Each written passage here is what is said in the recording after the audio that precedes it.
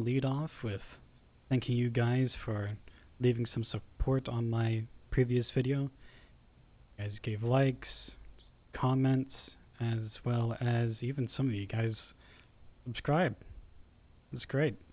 Um, Not doing too much more, let's just go ahead and get right into it. You're here for my second guide.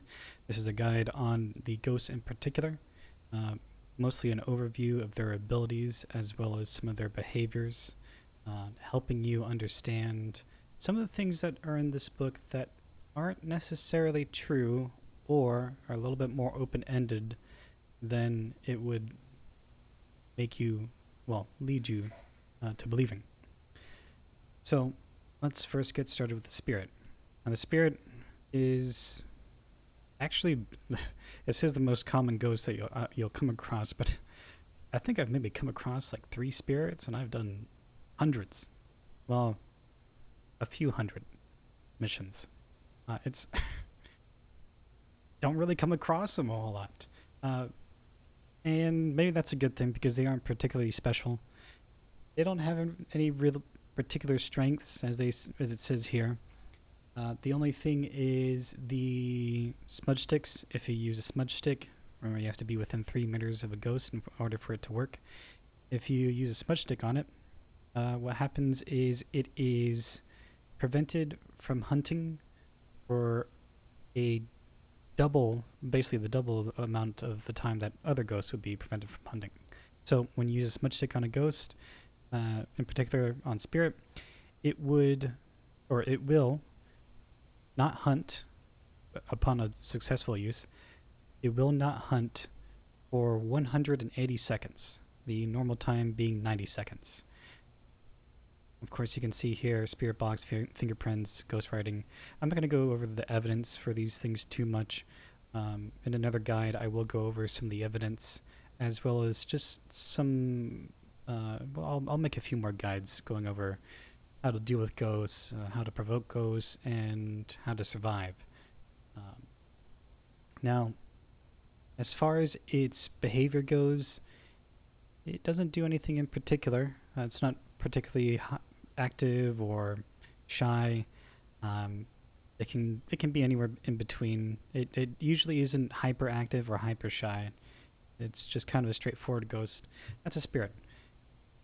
Now let's go on to the Wraith. The Wraith is, as it says here, and I definitely agree with it, is probably one of the most dangerous ghosts that you'll deal with. Mainly because it can go straight through walls. By walls, mostly meaning doors. I've seen it go through, or at least I've actually not seen it go through objects other than doors and that sort of thing. But sometimes its movements sort of lead me to believe that it does go through tables. It's really hard to see the ghost while you are, while it is moving around, because it'll flicker around, and it's a little difficult sometimes if it's not always visible. Sometimes you can always see it, and sometimes it'll just flicker back and forth, and you really can't see it as much at all. But in my experience, they only go through doors. This includes closet doors as well as lockers. So here's the thing. Normally, when ghosts are following after you and you close a door behind you, it will stop hunting you because it's lost line of sight. Wraiths are this is not the case for wraiths. Wraiths do not see doors. They just don't exist to them. They want to. I mean, they'll like close them, that sort of thing, but they won't. They won't have their line of sight blocked, and they won't stop if a door is closed, as well as lockers and closets. So if you ever wonder why you're being pulled out of a closet, it may be because it's a wraith. It also may be because you're just a little bit too close to that door, and sometimes they will get a little grabby if they're very close to the door. Now, here's one thing that people seem to be particularly confused about. Toxic reactions to salt. What does this mean? So, for the Wraith, This really just means that um, it. So here's the thing. There's a lot of conflicting information on the internet right now, but one thing that I at least feel, I'm sort of going off of my feeling here. I try not to do too much gut work, first off, because it sounds nasty. But, uh, anyways, as far as the Wraith goes, my gut feeling is telling me that when it interacts with salt, it does increase its activity level. Uh, Now, moving on from salt, Wraiths can interact with salt, uh, and they are, I'm doing air quotes here, they float. So you won't see the Wraith physically float, but it basically just means that when it's in its floating state, I'm not exactly sure what, it's just a random sort of thing. I guess it just decides to touch the ground every now and again. Um, when that is the case, it can actually leave footprints. Uh, it says here wraiths almost never touch the ground, meaning it can't be tracked by footsteps. That is not true. It does. It does touch the ground, and it will leave footprints. Just you might not see footprints immediately. It's probably because either the game's gotten a little buggy. It's very easy to have this game get buggy. Sometimes you'll see ghosts just not moving anywhere. There's a lot of things that'll happen in the game that might lead people to think that it's a ghost trait. No, it's really just the ghost being buggy. Kind of lead on from that. Yeah, they will leave footprints. So don't rule out a wraith if you see footprints. It can still leave footprints, and it will still interact with salt piles. Now, I've seen people say that salt stops them from attacking. This has never happened to me. I'm not exactly sure. I mean, I use a lot of salt. People have said that if it's currently flying, it'll ignore the salt. But if it's actually like on the ground, I'm doing air quotes again, flying and on the ground. They look exactly the same. When they're in those states, apparently they go through salt, or it'll stop it from hunting. I've never had this happen before to me. Maybe it's just so situational that it's never come across a salt pile from me. But I leave a whole lot of salt piles around, especially around when I find the ghost room, just because I want to get those footprints to get extra money for pictures. And not too much different here with the Wraith. They do have an ability that is not listed here. They will teleport to a player randomly. So when they teleport to a player, they just get close to them. And they will leave an EMF 2 reading. So it's a little bit difficult to understand. So EMF 2 readings are probably the most common because that's touching a door, turning a light switch on or off, turning on a sink, turning on a radio, TV. There's so many different things that this can be, and a lot of them can actually be very quick interactions. So you might not actually know if the EMF level 2 is a Wraith, or if it's just a random interaction that you haven't heard. It's a little bit difficult to track the difference. There are also some other ghosts that have this same ability, that they'll teleport to you and leave a reading. As far as its activity goes, Wraiths seem to be fairly violent. This is where I'm saying I feel like salt piles do increase its activity. They do seem to be fairly violent, very very active, especially when people are on lower sanity. They are very active. Let's move on from here. Phantom is pretty straightforward. there's not too much to them. A lot of times I've had them be fairly pacified, or not pacified, passive. They don't seem to attack very often until your sanity is very low, but that's just how the mechanic works. The lower your sanity, the higher chance a ghost will have to attack you. So with the unique strength for a phantom, what this means is, so when ghosts are on a hunt or they reveal themselves to you, you'll sort of see them pop into existence and they'll kind of walk in place or just kind of stand there and look, or look behind them at you, or behind themselves at you. When you're looking at a ghost and you're within 10 meters of a ghost, your sanity will drain at an increased rate. For a phantom, this is effectively a doubled rate. This isn't an immediate huge drop like the Yurei. This is a drain over time. So the longer that the ghost is there and you're seeing it and you're in the same, you're 10 meters of it, has to be 10 meters of it, then the ghost will drain your sanity. The phantom will just drain sanity more quickly. If you take a picture of it, as it says here, then it will make it disappear. So it says temporarily, but basically what you do is when you take a picture of it, it'll go back to its favorite room. It'll stop a hunt as well, and basically just go back to its normal business. The phantom is another ghost with a teleporting ability. Basically the same sort of thing as the Wraith. Now,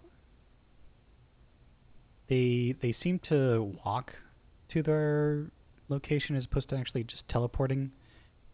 So you'll probably be hearing its footsteps, and you'll also get an EMF level 2 reading that shows. Nothing to say about the evidence, like I said. I'm not going to go over that too much. It says something about the Ouija board here. This is just lore. The same thing about how banshees are supposed to be females, but you can have them be like, a guy who's an axe murderer or something like that. It's just random bits of lore here. This isn't anything in particular saying that there's a higher chance of a Ouija board appearing with a phantom around. It's just flavor text, really. Going on to the Poltergeist. Now, the Poltergeist is probably my favorite just because of how active it is. When the Poltergeist is interacting, well, basically, we'll see here its strengths. Now, a lot of people are sort of confused why this is a strength. You can't be hurt by objects,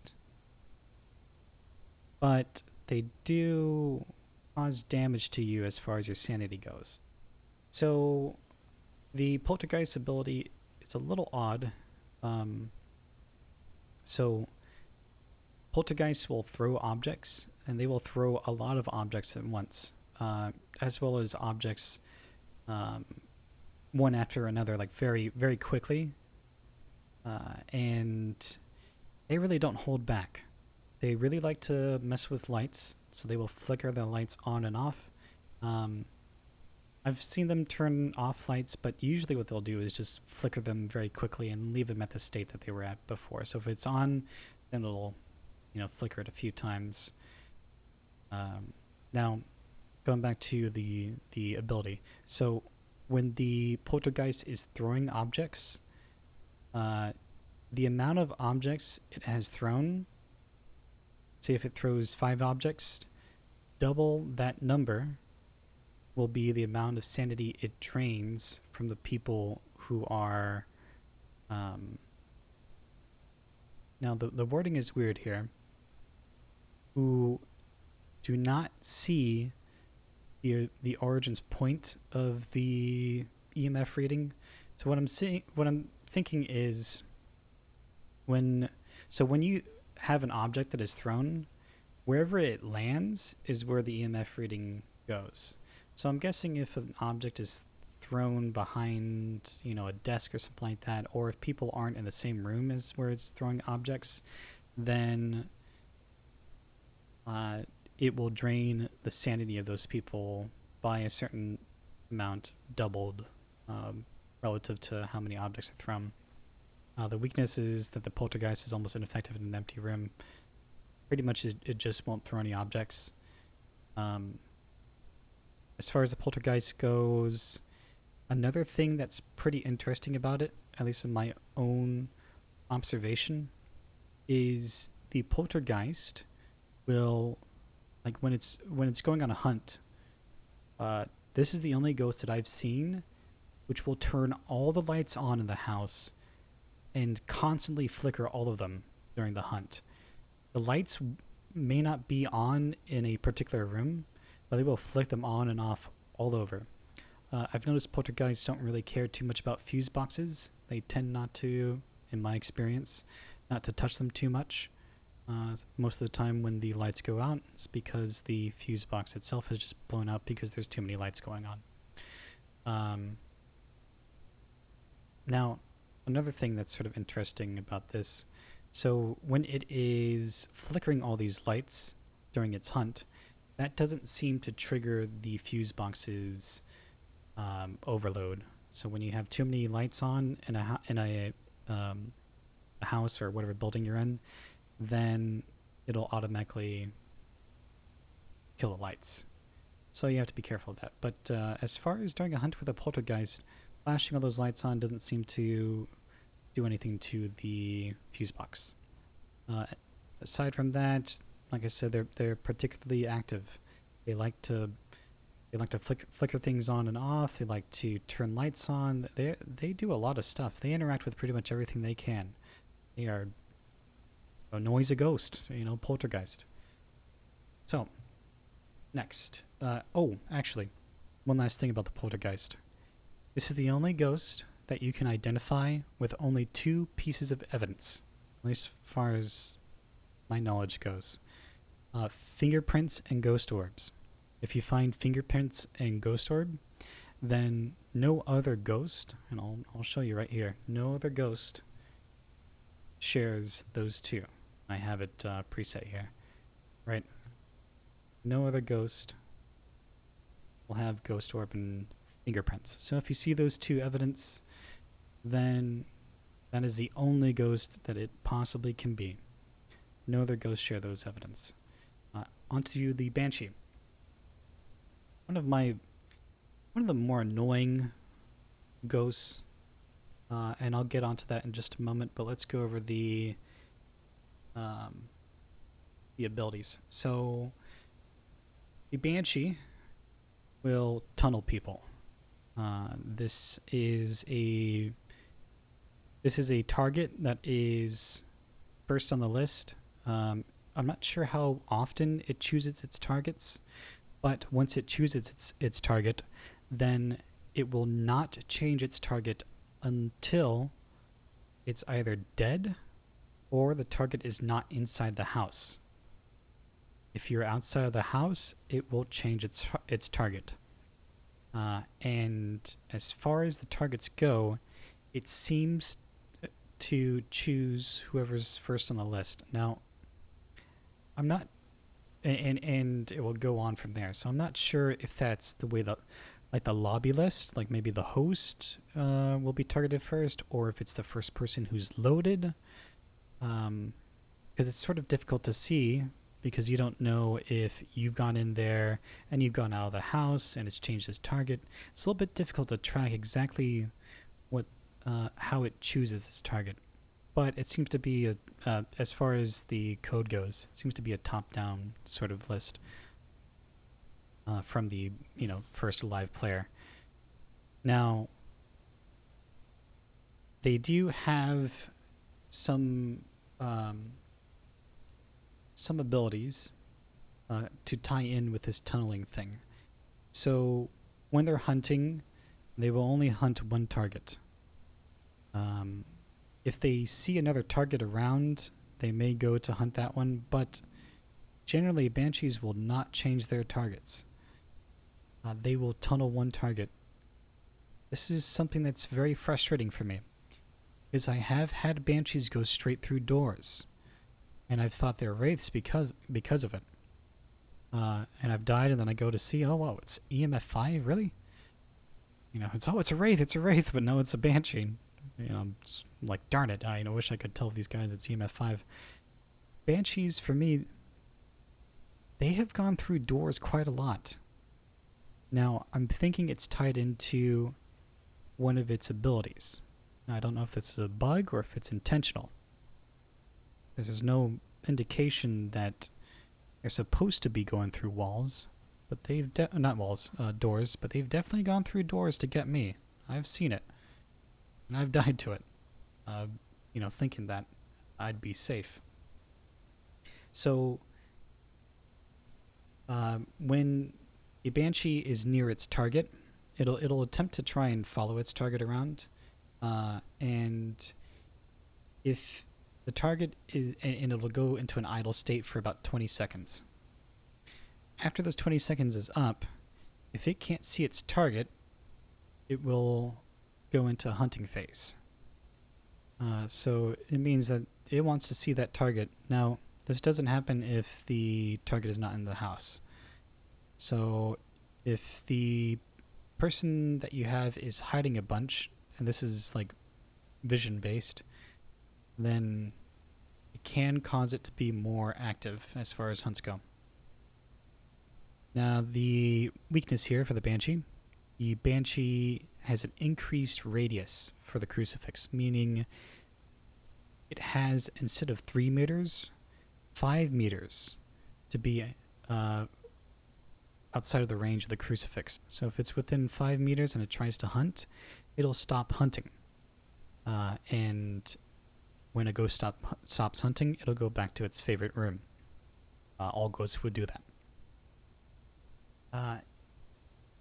Yeah, and really, I just kind of want to hammer in this thing about the Banshees going through doors.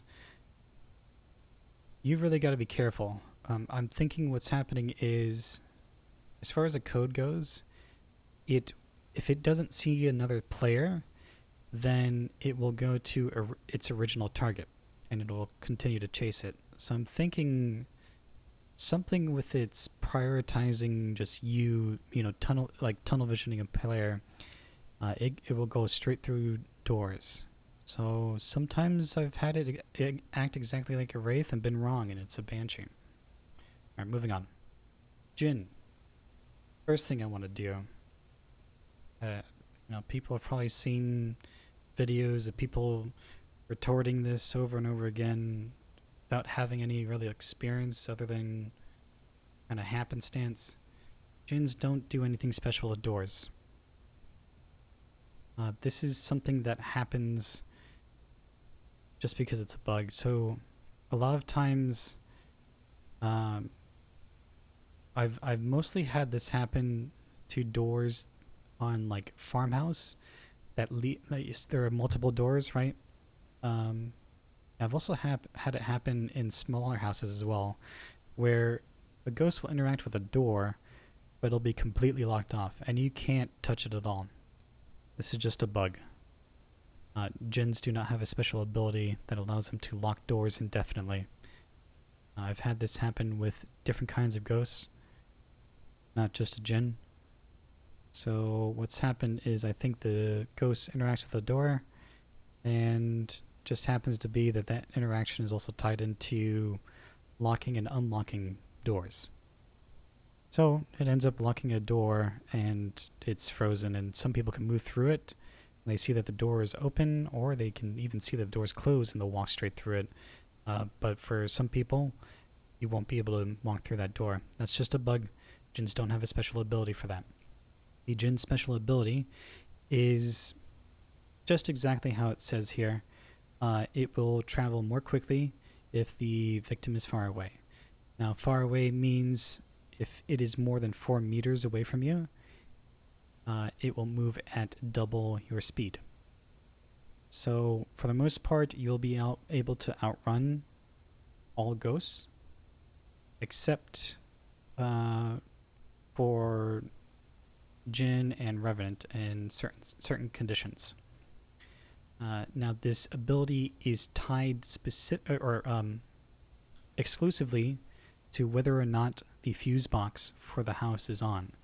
This does not mean if the lights are off in that current room or wherever it is, turning all the lights off doesn't have an effect on it.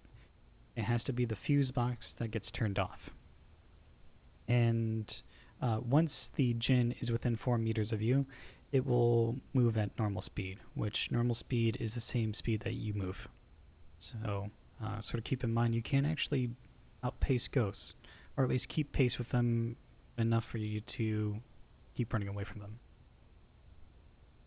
Jinns, as they say here, are territorial. So oftentimes jinns will move around their favorite room, and they tend to be a lot more active when people are inside their room. That's what they mean by a territorial ghost that will attack when threatened. So it seems to be a lot more active when people are close to its favorite room. This does not mean that it does not roam. Jinns will roam. A lot of people think that jinns will only stay in their favorite room, or they will only stay there around their favorite room. No ghost is exclusive to their described behavior. They can go anywhere between, having normal, maybe even passive, to being hyperactive. You can have a shy oni. You can have shy demons, that sort of thing. Demons that only want to be interacted with alone. These are things that you kind of take with a grain of salt as far as their activity and the way that they interact with things goes. One thing that does not happen: the Jinn will not turn off its fuse box. It just won't. And jinns tend to really enjoy specifically targeting electronics, turning on radios, flickering lights, turning them on and off, turning on TVs, lamps, that sort of thing. They seem to really enjoy doing so. Other than that, they don't tend to throw things a whole lot, but I have seen them throw things. Maybe not throw things, more like shove things over and over again. And it just probably due to high activity, they move around the objects a little bit more. But for the most part, it's like an electronic-based ghost. Going on to the Mare. The Mare sounds a lot more scary than it really is. It has a slightly increased chance to attack if the current room that it is in is dark or does not have a light switch in it. I'll say that again because my voice kind of cracked there, and I want to make sure you guys heard it. It has a slightly increased chance to attack in the dark. And mainly, basically what that means is if the lights are off, or if that room does not have a light switch.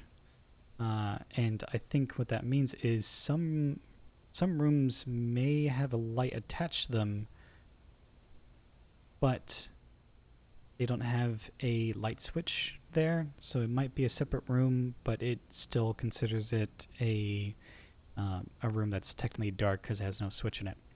And if the lights are on, it will have a reduced chance to attack.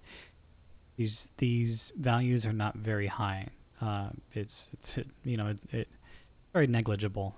They have a slightly, it's like I said, it's slight. It's a slight increase or decrease. Mares tend to turn lights off, but I have seen them turn lights on. People say that they will not turn lights on. They will, and they will mess around with lights. They just are more likely to turn lights off. More so, they will turn the fuse box off, and they tend to be very quick at turning fuse boxes off. Now this isn't a 100% for whether or not the ghost will, it's like, okay, the ghost is turning off the fuse box a whole bunch. It has to be a Mare. Not exactly the case, because a lot of ghosts will turn off the fuse box. And sometimes people just aren't very aware of how many lights they can have on at the same time, or they forget how many they have. So It's kind of hard to judge whether or not a ghost is a mare just because it's turning off the fuse box. But they do tend to turn off lights quite a bit. They also seem to move towards dark rooms because they want to be more active and hunt more, so they will try to move to a dark room. They don't seem to be particularly active or inactive. Sort of average, in my opinion. Don't seem to do anything particularly. The only thing they really do is turn the lights off more often than not. But they also do turn lights on. So it's sort of hard to say. Now, as far as the Revenant goes, the Revenant is pretty scary in certain circumstances. So the Revenant is a ghost that moves more quickly when it is chasing someone. So a ghost can be in the hunting phase, but not technically chasing someone. When you break line of sight of it, it will reduce the speed. So let's go over its actual strength first. I've already gone into its weakness. The strength is it will move at twice speed if it is currently chasing a target. That means it can see you, and you haven't broken line of sight of it. So these are very dangerous because all other ghosts will move at your same speed, but Revenants will catch up to you. You cannot outrun a Revenant. If it sees you, it's gonna get you. Do not try to outrun it. And when you are hiding from the ghost and it doesn't have a current target to chase after, it'll move at half speed. As far as Revenants go, I've had them be a little bit more active, but not super hyper aggressive until sanity gets low. But that's again, that's just how the mechanic works. Your sanity gets low, and then the ghosts attack more often. Let's go into the Shade. The Shade is one that's pretty rough to figure out what it is, especially sometimes with the way that evidence goes, especially on professional. It can be, it can be particularly difficult in order to get ghosts to get evidence for you. Shade is by far difficult. It will generally be shy. And now here's the thing about shy ghosts. Alone is technically if people are in the same room as you. So if you're in, say, the street house or whatever, place, or, classroom or something like that, and people are in the hallway, but one person is in the room, you are technically alone. So this means that even if you're moving as a group and there's one of you trailing behind, you are technically in the room alone by yourself for a split moment. You might just have that happen where it comes to attack you. So this is not proximity-based shyness. This is whether or not people are in the same room as you. You could be in the gym, and that would count as the same room. Or you could be just across the hallway, right through the doorway, and only one person is in that gym, and you would be considered alone. That's just how it works. So basically, the shades do not do much. These are ghosts that you're going to have to provoke quite a bit in order to get some reactions out of. They tend not to do too much if people are in the same room, if multiple people are in the same room, and they really don't do a whole lot as far as turning things on and off. As far as interacting with things goes, people say Shade turns lights off more often than not. Not really true. Some shades might. Shades. The game is RNG based, So really, shades don't really have an increased or decreased amount of activity towards certain objects. Um, Shades, like I said, just generally don't have much activity at all. And you can spend quite a lot of time trying to figure out what a shade is. Um, Now, there is one thing with a shade that it's sort of difficult to keep track of. Uh, if multiple people are in the same room that the shade attempts to start a hunt in, even if it if even if there are multiple people in a room and it tries to start a hunt, it will still attempt. It doesn't not attempt. So when it attempts, it will return to its favorite room if multiple people are um, in the room that it starts to try a hunt. So this can be a way unknowingly to find the ghost's favorite room because you'll be able to hear it moving around and interacting with doors, that sort of thing. Let's go on. Demons. Demons attack very, very frequently. They have a higher base hunting chance, hunting multiplier, hunting number, etc., etc. They just have an increased chance of hunting. They won't target any players in particular. As far as ghosts go, when they're going through a hunt, they will target the closest person. So if someone is closer to them than the current target that it was after, it will swap targets to that person. Unless it's a Banshee. Banshees just don't care. Now, demons also tend to be fairly active. I've had demons be, for the most part, active with all things. They'll turn things around. They don't seem to throw things very hard.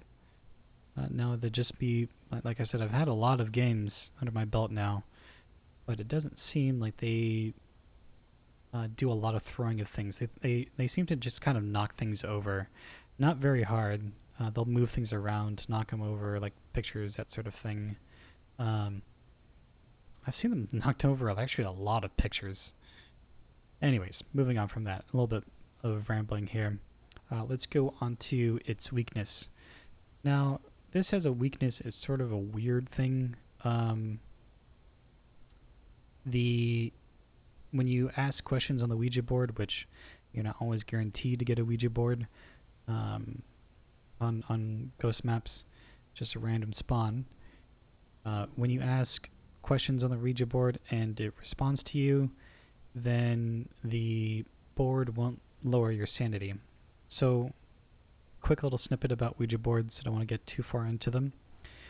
Ouija boards, when you ask a successful question, you have a 1 in 3 chance of doing one of 3 things: turning all the lights off, reducing the user's sanity by 40%, or immediately canceling the setup time and putting the timer to 0.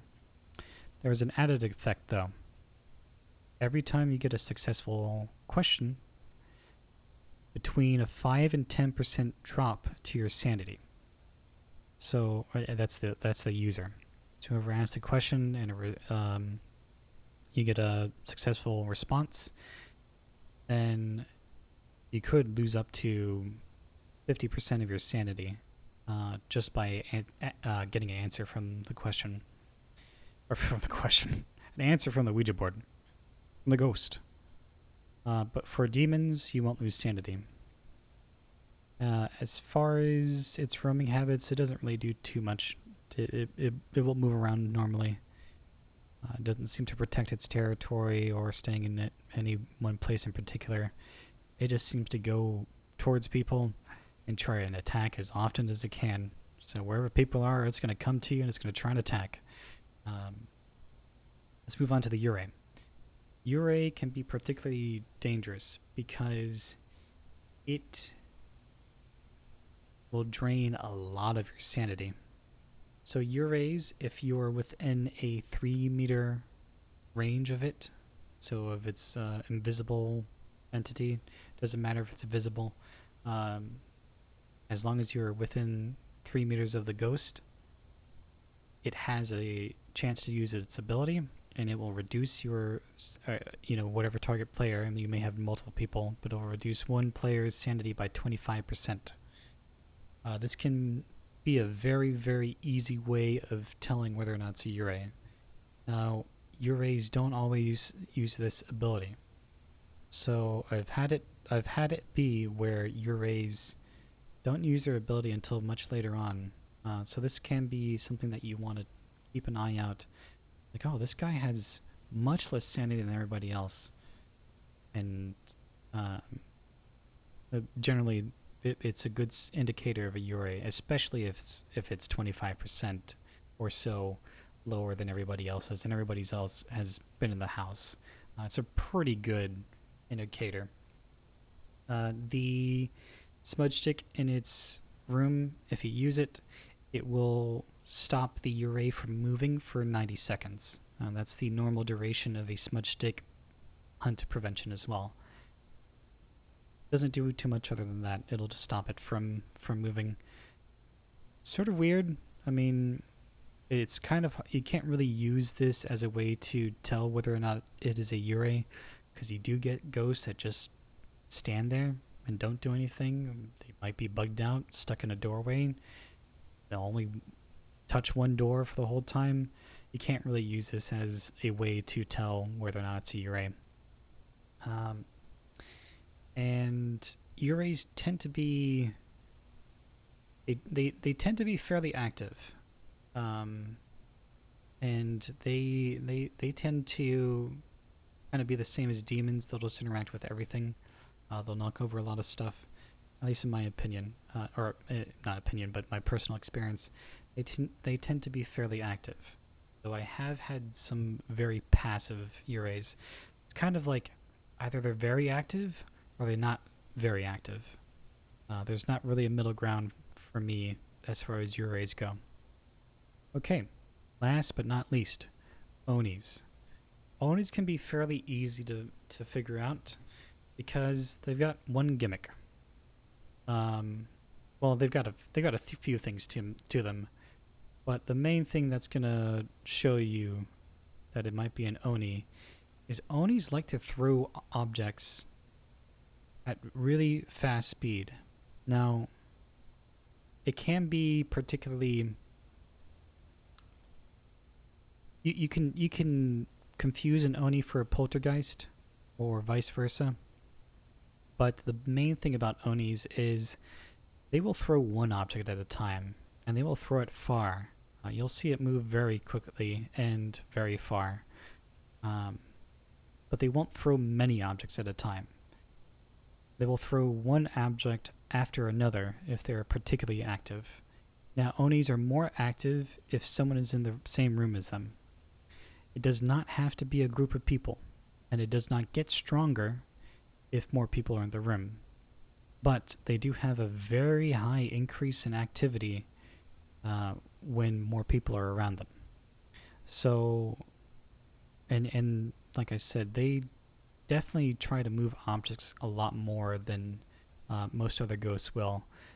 But they will move one object at a time. You can definitely see the personality of an Oni. They're pretty obvious. Now, as far as any roaming habits go, they just kind of go around. There's not any particular rhyme or reason to where they go. They just seem to stay. They seem to stay in a room if people are there, because they will stay there and they will throw things and knock things over and interact with doors, that sort of thing. They get very active if other people are around. Okay, that sort of wraps things up. There's not really too much I want to wrap up with here at the end. I will be having more guides out showing a little bit more information about objects inside the house, as well as some strategies you can use as far as mainly my next guide I'm planning on having an overview of the van, some little tips that you may not actually have known. Most of you guys will probably know, but I just want to get a video out to cover some other things as well as, the Ouija board, fuse box locations, different layouts for maps, and some unique items that you will find only on certain maps. Again, thank you guys so much for the support. I'm not getting a ton of views, but it's much more views than I normally get. And I'm just really happy that you guys stick around and you listen to me. And I'm glad that I'm able to help. If you're enjoying these guides, please leave some support. If you have any suggestions or have anything that I've left out from my guides, please leave some comments asking for some things for the next guide, or maybe some questions that I can answer straight in the comments as well. Again, happy hunting, and hopefully you guys are enjoying yourself. Take care, and see you on the next one.